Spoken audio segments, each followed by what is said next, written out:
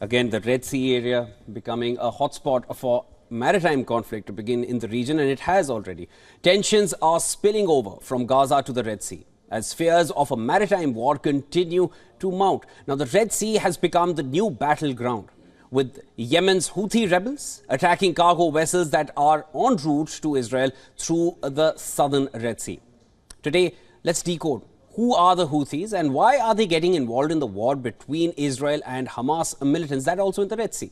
You see, since the war broke out in West Asia, maritime attacks in the Red Sea have increased.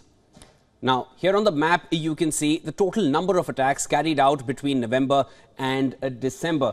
These are the number of attacks. Of course, this entire stretch right here is the Red Sea from November 19th, December 13th, December 11th, November 26th, November 15th. These are some of the attacks which have been carried out, and of course the Houthis have been behind them. Now, this encapsulates the current challenges faced by one of the globe's busiest shipping routes. And with tensions mounting in the region, according to reports, India has deployed 2 naval destroyers in the Gulf of Aden. The Gulf of Aden lies right here, which is after the choke point. That is the region where the naval destroyers have been deployed by India. Now, this Red Sea region is a very, very busy maritime route. So any kind of attacks which are happening here are going to impact trade all over the world. Now, this comes after the US had set up a multinational task force to protect the ships targeted by the Houthis.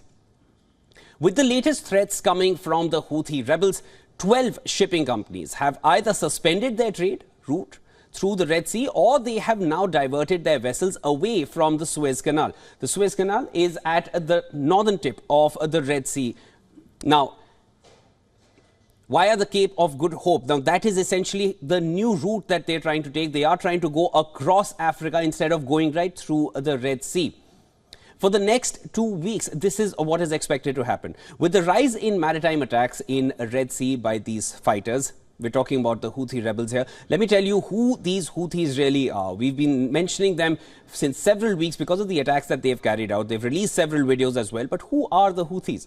The Houthis have fought a civil war against Yemen's government. They are based in Yemen, which is backed by the government in Yemen is backed by Saudi Arabia, and they have fought against that government for nearly a decade. The Houthi movement, also known as Ansar Allah, which means supporters of God, is one side of the Yemen civil war.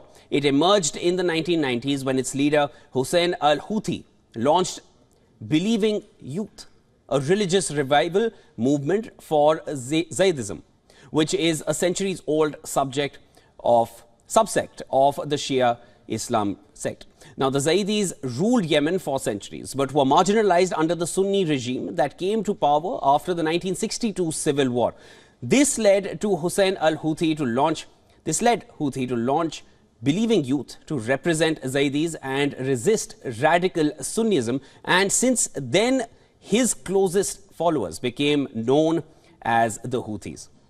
Now, how did the Houthi rebels manage to gain so much power in the region? Well, after the 1990 unification of North and South Yemen, Ali Abdullah Saleh, who was the first president of Yemen, Saleh initially supported the Believing Youth but as the movement's popularity grew and anti-government rhetoric sharpened, it became a threat to Saleh himself. And in 2003, it was a turning point for Saleh's regime when he supported the US invasion of Iraq.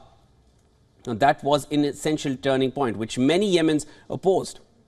For al-Houthi, the rift was an opportunity. Seizing on the public outrage, he organized mass demonstrations. But after months of disorder, Saleh issued a warrant for his arrest. And later in September of 2004, Hussein al-Houthi was killed by Yemeni forces.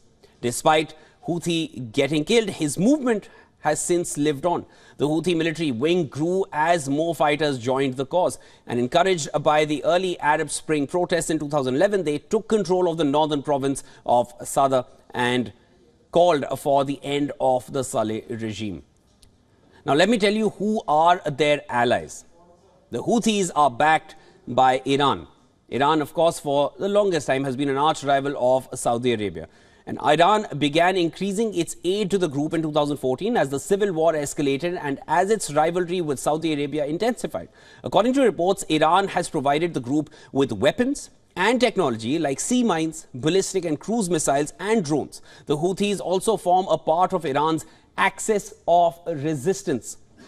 It's a very commonly used term by Iran. Now, it is an Iran-led anti-Israel and anti-Western alliance backed by the Islamic Republic.